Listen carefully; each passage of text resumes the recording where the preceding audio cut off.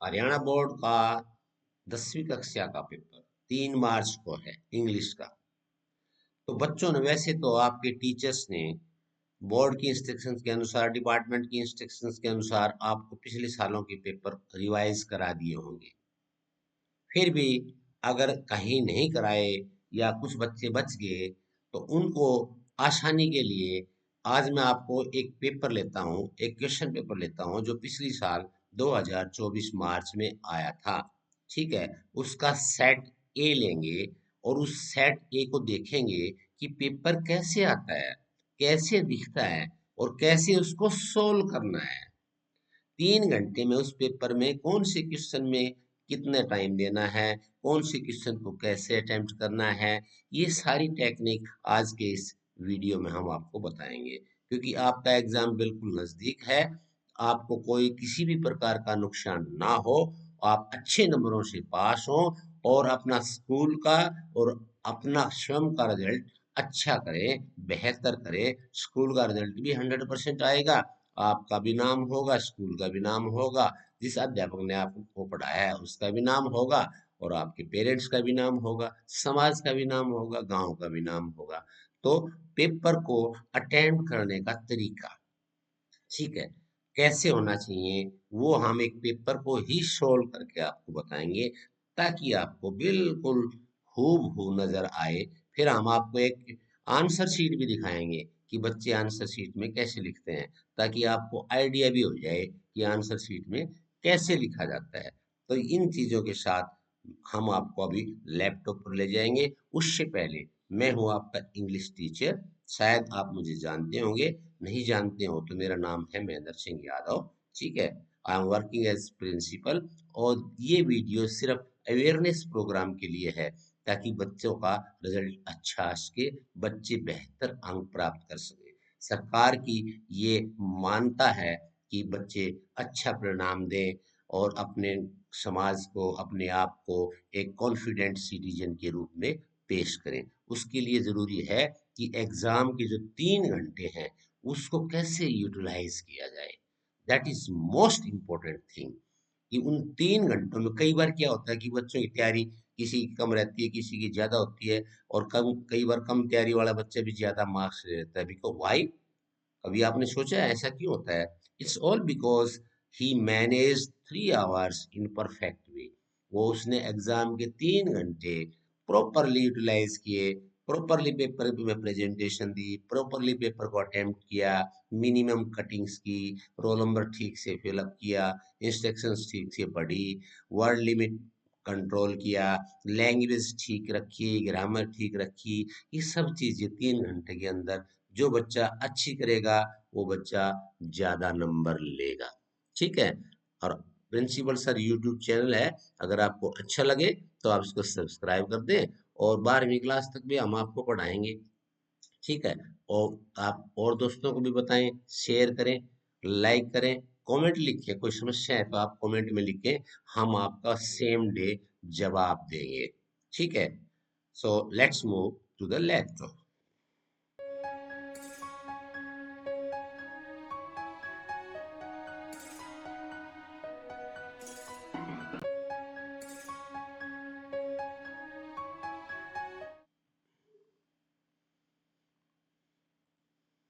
देखो बच्चों, आपके सामने अभी ये क्वेश्चन पेपर है।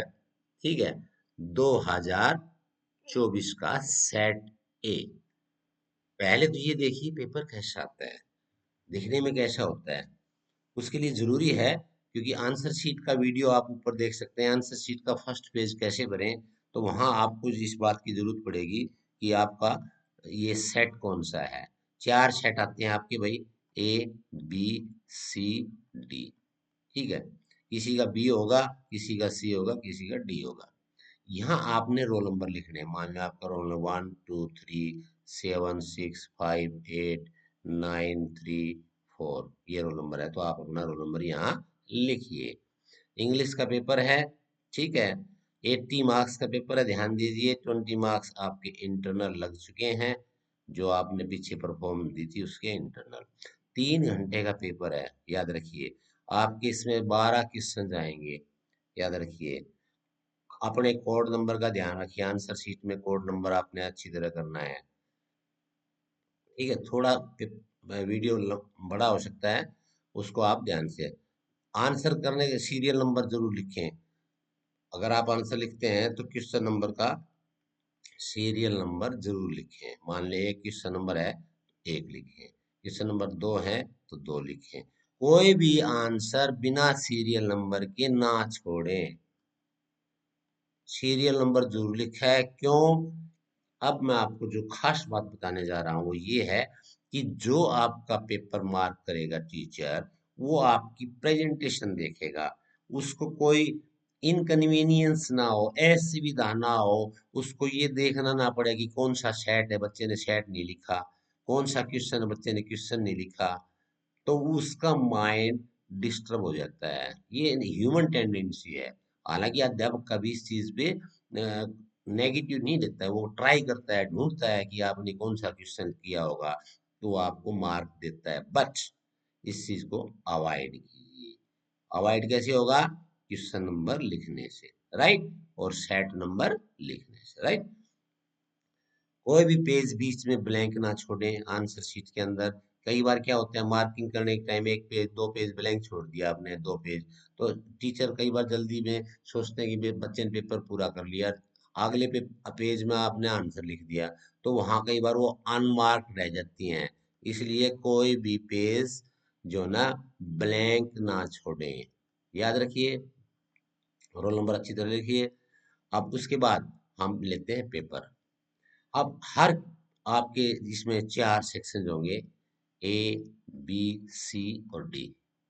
पेपर के अंदर 4 सेक्शन होंगे। सेक्शन ए के अंदर आपको अनसीन पैसेज आएंगे 2, 10 मार्क्स का एक और 10 मार्क्स का एक। बिल्कुल इजी आएंगे, घबराने की कोई बात नहीं है।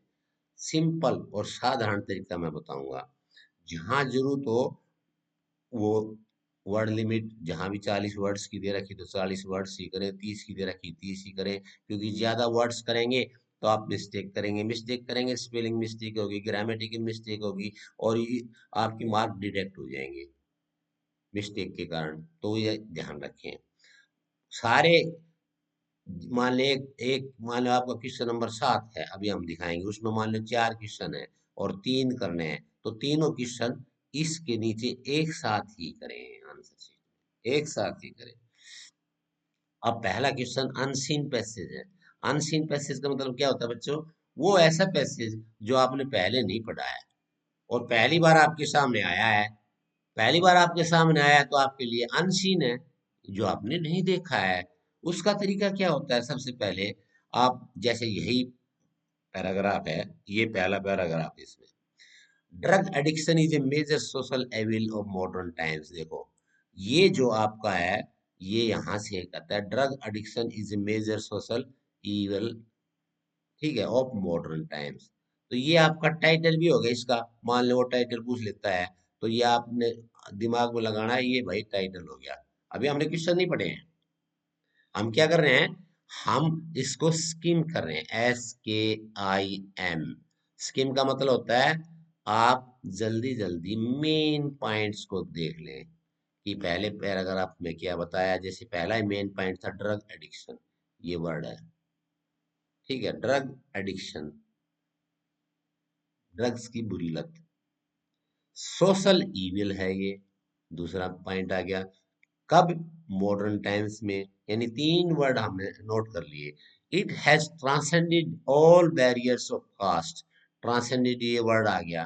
ट्रांसेंडेड का मतलब, इस वर्ड को आप ध्यान रखें, क्रॉस्ड, क्रॉस कर देना, हदें पार कर देना। उसमें क्या है? बैरियर्स, बैरियर होता है बाधाएं।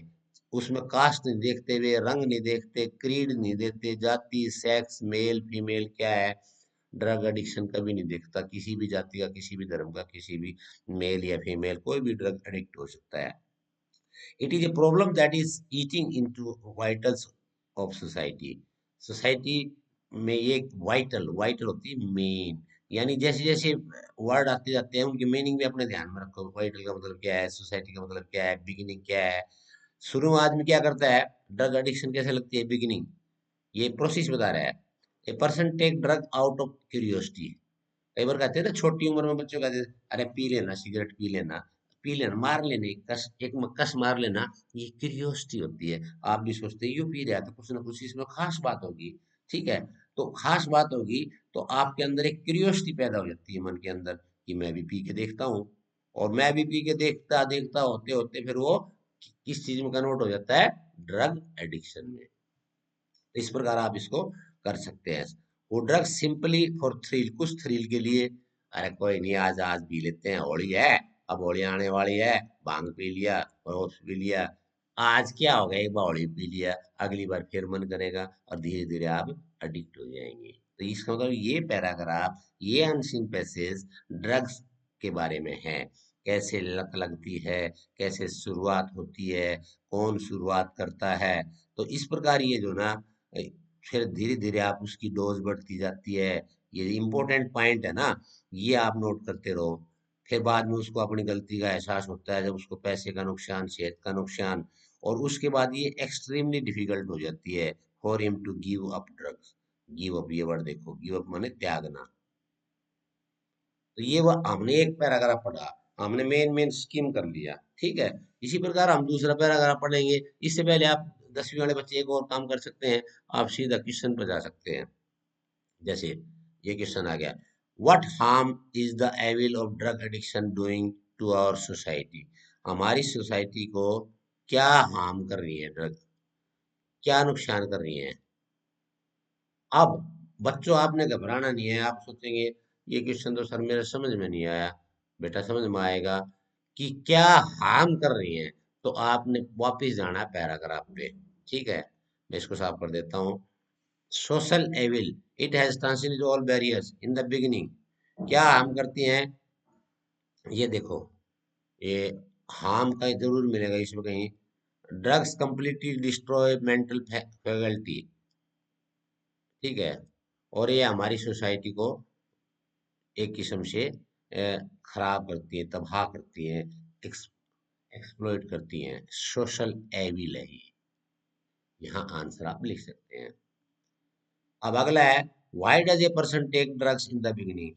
बिगिनिंग में कैसे ड्रग लेता है वो, बिल्कुल पहले ही पैराग्राफ में देखो, ये पहले ही पैराग्राफ में ये आ गया। बिगिनिंग में क्या था भाई, वो ड्रग लेता था क्यूरियोसिटी के लिए। ठीक है, कि उसकी क्यूरियोसिटी थी कि मुझे ड्रग लेनी है। उसके बाद थ्रिल के लिए, in the beginning a person take drugs out of curiosity and for the thrill. ये आंसर हो जाएगा। नो का नो आंसर इसमें से ले लिया, सीधा आंसर ये उठा दो आप यहाँ से।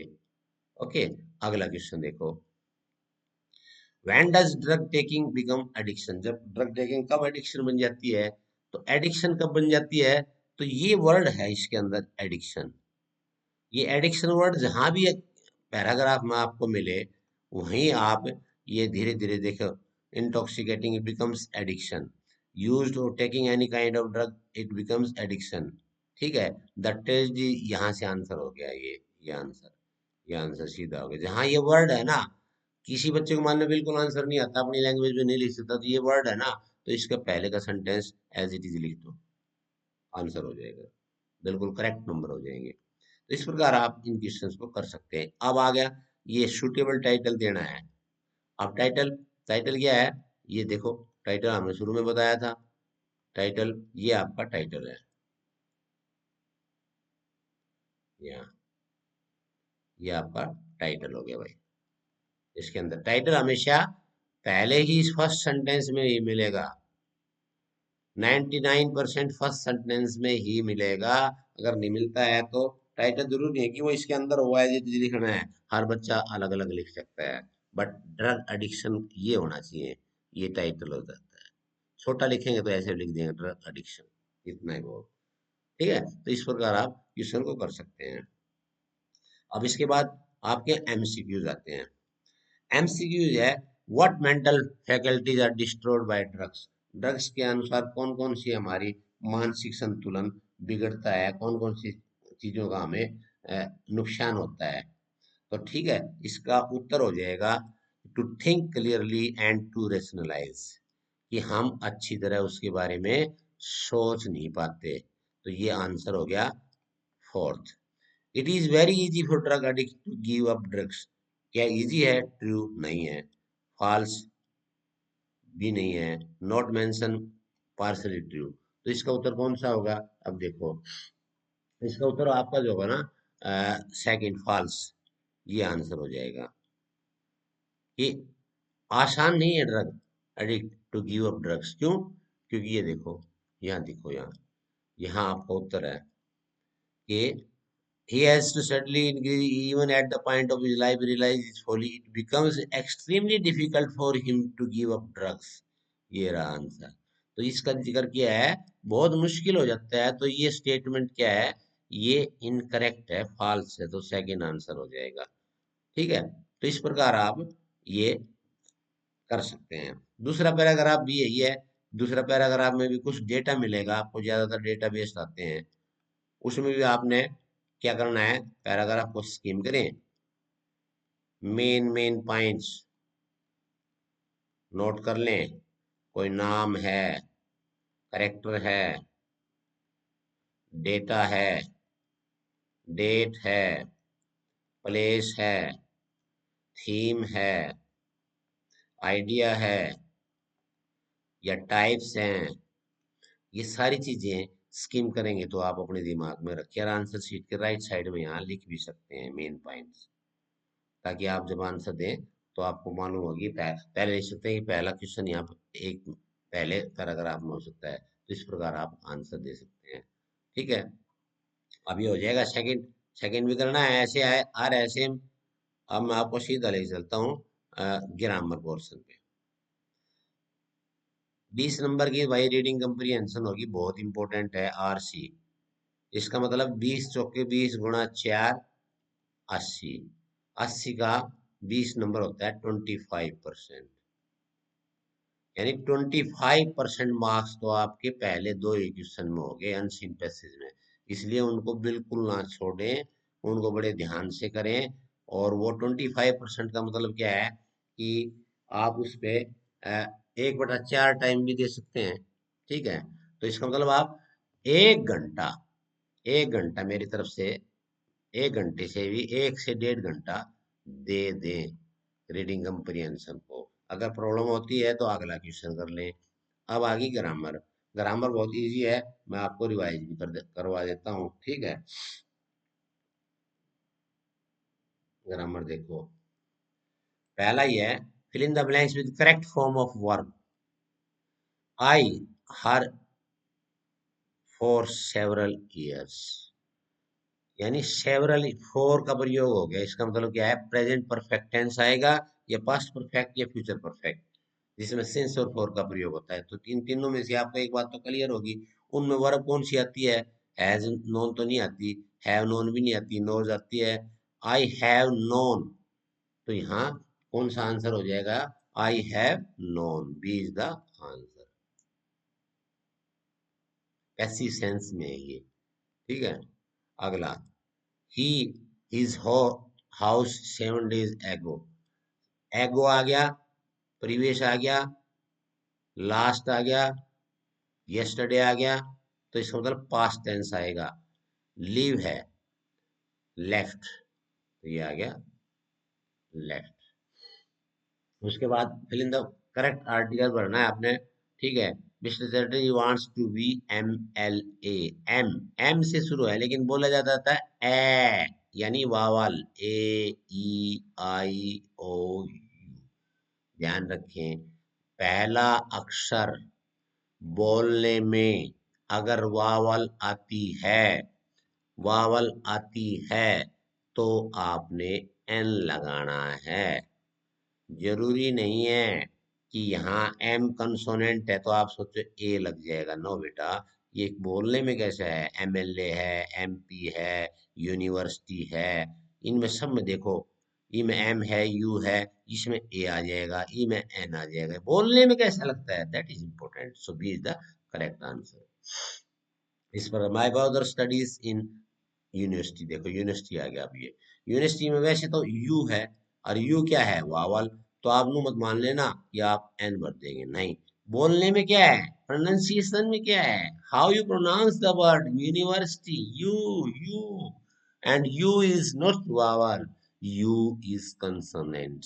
So इसमें आ जाएगा A university is the correct answer. अब पंक्चुएट करने हैं। हेनरी सेवंत, देखो ये हेनरी नाम है, तो है नाम है तो एच कैपिटल आएगा हेनरी। सेवंत से इसको भी बड़ा कर दो, ठीक है। Eighth, was the first, was the first English king, English का ई कैपिटल कर दो, ठीक है, ई कैपिटल कर दो। ऑफ आयरलैंड, आयरलैंड का पहले यहाँ आई कैपिटल है तो ये ठीक हो जाएगा। ओके, तो इस प्रकार आप इसमें कौन सा आंसर है ये देख लो। इसमें आंसर कौन सा हो जाएगा, ए, ये आंसर हो जाएगा। इसी प्रकार अगली पंक्चुएशन आप कर लो, ठीक है। तो ये ग्रामर आप इस प्रकार कर सकते हैं। हो गया ग्रामर। अब इसके बाद हम राइटिंग स्किल्स में आते हैं। राइटिंग स्किल्स आपकी 10 नंबर की आती है, 10 नंबर की ग्रामर होगी, प्लस 20 नंबर के आपके आरसी हो गए, और 10 नंबर की ग्रामर होगी, तो भाई 30 नंबर का तो पेपर हो गया। और 10 नंबर की ये हो गया तो 40, 40 मार्क्स, 80 में से आधे नंबर तो आ गए। 40 नंबर की आपकी लिटरेचर होती है, ठीक है बच्चों। अब application to the principal of your school for leave absence, application लिखनी है। देखो लेटर है, एप्लीकेशन है, उसका फॉर्मेट मैं बता देता हूँ। और पहले तो आपको फॉर्मेट आना चाहिए, क्या होता है, ठीक है। दूसरा, क्वेश्चन, इसमें क्वेश्चन को ध्यान से पढ़ें। क्यों? क्योंकि इसमें नाम होगा, प्लेस होगा, और सब्जेक्ट भी इसी में मिल जाएगा, ठीक है। सारी चीजें क्वेश्चन के अंदर ही होती हैं। तो सबसे पहले हम फॉर्मेट कर लेते हैं। यहाँ सेंडर्स नेम आता है भाई, सेंडर्स का नाम। अब देखो सेंडर्स नेम है तो इसका मतलब क्या है, एप्लीकेशन टू द प्रिंसिपल,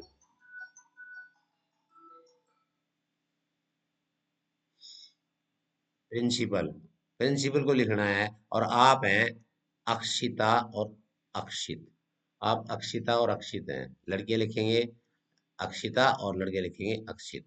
तो यहाँ अक्षित लिखने की जरूरत नहीं है। फिर इसमें एड्रेस आके दिया है, क्लास 10 आर्य सीनियर सेकेंडरी स्कूल कपूरथला, ये नू का नू यहाँ लिख दो। फिर डेट लिखनी है। मान लो आपका एग्जाम है 3 मार्च को, तो आपने March 3, 2025, ठीक है, ये लिखना है। राइट लेटर टू, उसके बाद आपने क्या करना है, डेट होगी, फिर रिसीवर्स एड्रेस। यहाँ प्रिंसिपल है, प्रिंसिपल को लिखना था प्रिंसिपल, ठीक है। यहाँ एड्रेस XYZ स्कूल जो भी है, आप अपने प्रिंसिपल को लिखे हैं तो आपने ये स्कूल आर्यनगर लिखना है, आर्यनगर स्कूल कपूरथला। इसके बाद आपने लिखना है सब्जेक्ट। अब सब्जेक्ट भी क्वेश्चन के अंदर ही होता है बच्चों, घबराने की बात नहीं है। ये है अब leave of absence for 1 week, leave for 1 week due to mother illness, ये सब्जेक्ट हो गया, ये आपका सब्जेक्ट हो गया, यानी क्वेश्चन के अंदर ही सब्जेक्ट मिल गया। ओके, तो इस प्रकार आप इसको कर सकते हैं, सब्जेक्ट को लिख दें। उसके बाद आता है सैल्यूटेशन। रिस्पेक्टेड सर, प्रिंसिपल है, आप, आपको पता है वो आपके सर हैं या मैडम है। उसके बाद आता है body of the letter application. फिर आपने यहाँ बॉडी में 3 पैराग्राफ बना ले, 1, 2, 3। शुरू में बताएं कि आप कौन सी क्लास में पढ़ते हैं, क्या क्या चाहिए आपको। दूसरे में बताएं एक्सप्लेन करके आपकी माँ बीमार है। तीसरे में kindly allow me 7 day casual leave, ठीक है। और उसके बाद आपने करना होता है यूअर्स फेथफुल्ली, और अपना नाम, ये नाम यहाँ लिखा जाएगा। ये मान लो आप अक्षित हैं, लड़के हैं, तो आप लिखेंगे अक्षित। क्लास व्लास सारी आपने ऊपर लिख दिए यहाँ, तो यहाँ लिखने की जरूरत नहीं है। तो इस प्रकार आप ये लेटर कर सकते हैं। दोनों में से एक करना था, ये एडिटर का है, ये भी आप कर लेंगे, मुझे आशा है। ठीक है। उसके बाद आपने इन दोनों में से करना है 40 वर्ड्स में। आपने क्या करना है, address moral education prayer, you attended lecture, right report. Report लिखनी है। रिपोर्ट हमेशा पास्ट टेंस में लिखे भाई। आई, माई, मी, वी, आवारस का प्रयोग ना करें।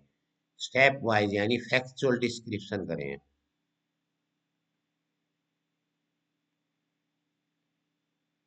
ठीक है। तो ये आप पास्ट टेंस में लिखनी होती है। तो ये मेन आप, मैंने आपको हिंट दे दिए कि कैसे पेपर आएगा। उसके बाद क्वेश्चन नंबर 6 आपका रीडिंग कम्प्रिहेंशन का टेक्स्ट शुरू हो जाएगी, सेक्शन डी। ये आपकी सेक्शन डी 40 नंबर की टेक्स्ट है। पहला ये आपके एमसीक्यूज आएंगे। ठीक है। उसके बाद 7वां क्वेश्चन आपका आएगा। इसमें से आपने 2 क्वेश्चन करने हैं। ठीक, ध्यान रखना। 1, 2, 3, 4, 4 में से 2 क्वेश्चन करने हैं। तो अ, ये मैं आपको इम्पोर्टेंट क्वेश्चन जो ना आपको क्विक रिवीजन के लिए नोट्स दूंगा। अगले वीडियो में बताऊंगा कि आपने क्विक रिवीजन कैसे करना है, क्या चीज याद रखनी है, ये क्वेश्चन कैसे हैं। इसलिए हम लिटरेचर सेक्शन पूरा, हाँ, अगला वीडियो में बताएंगे। अगला वीडियो सिर्फ लिटरेचर सेक्शन का होगा, जिसमें आपकी पूरी टेक्स्ट बुक होंगी दोनों। ठीक है। और पोएट्री होगी। वो कैसे अटेम्प्ट करनी है, कैसे लिखना है, वो सारी बातें हम लिखेंगे। तो क्वेश्चन नंबर 8 आ गया, 9 आ गया। ठीक है। और इस प्रकार 10, 11, 12। अब इसमें इंपॉर्टेंट चीज क्या है, एक तो आप अपना रोल नंबर ठीक लिखें। ठीक है। सेट कोड लिखें, नीट और क्लीन लिखें, कटिंग ना करें, रेड पेन का प्रयोग ना करें। ठीक है। अंडरलाइन कर सकते हैं अच्छे वर्ड्स को, टेक्स्ट कोड कर सकते हैं किताब के अंदर। ठीक है। और दूसरा पेन, दूसरा कलर भी अंडरलाइन कर सकते हैं। क्वेश्चन नंबर जरूर लिखें।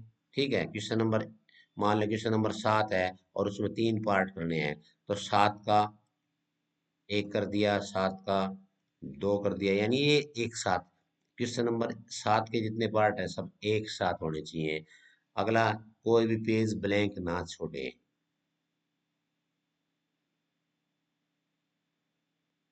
तो ये चीजें जरूरी थी। आप एग्जाम में इन चीजों को अगर ध्यान देंगे, इन चीजों का अगर आप ध्यान देंगे तो आपके अच्छे मार्क्स आएंगे। और मुझे आशा है कि आप इस फॉर्मेट को, इस पेपर को प्रैक्टिस आपने कर ली होगी। मैंने सिर्फ ये बताया कि कौन सा क्वेश्चन कैसे करना है। ठीक है। लेटर का फॉर्मेट आपको आना चाहिए, रीडिंग कम्प्रीहेंशन अच्छी तरह आनी चाहिए। ठीक है। वो आसान होती है, घबराना नहीं होता। रीडिंग कम्प्रीहेंशन का हर आंसर पैसेज के अंदर होगा। और मान लो कोई क्वेश्चन नहीं आता है, तो क्वेश्चन के अंदर कुछ वर्ड देखें और फिर यूं देखें कि वो वर्ड पैराग्राफ में कहाँ है, वही आंसर है। That's all. ये तरीका होता है जब आपको ना आए। तो मेन मेन रीडिंग कम्प्रीहेंशन को स्किम कर लें, मेन मेन पॉइंट्स नोट कर लें। उसके बाद क्वेश्चंस को पढ़ें, फिर एक एक क्वेश्चंस का आंसर दें। 5 एमसीक्यू आएंगे, 5 आंसर देने होंगे, 2 पैसेज आएंगे अनसीन आपके। ठीक है। तो इस प्रकार आप पेपर को अच्छी तरह कर सकते हैं। All the best. Thank you. अगला वीडियो आपका आएगा मोस्ट इम्पोर्टेंट क्वेश्चन। क्या कहते हैं कि कोई भी क्वेश्चन एग्जाम में आए तो जल्दी जल्दी रिवीजन कैसे करना है, 5-5 सेंटेंस बताऊंगा हर चैप्टर का। वो अगर लिखाएंगे आंसर तो आपका करेक्ट हो जाएगा। वो आप 2 घंटे में रिवीजन कर सकते हैं।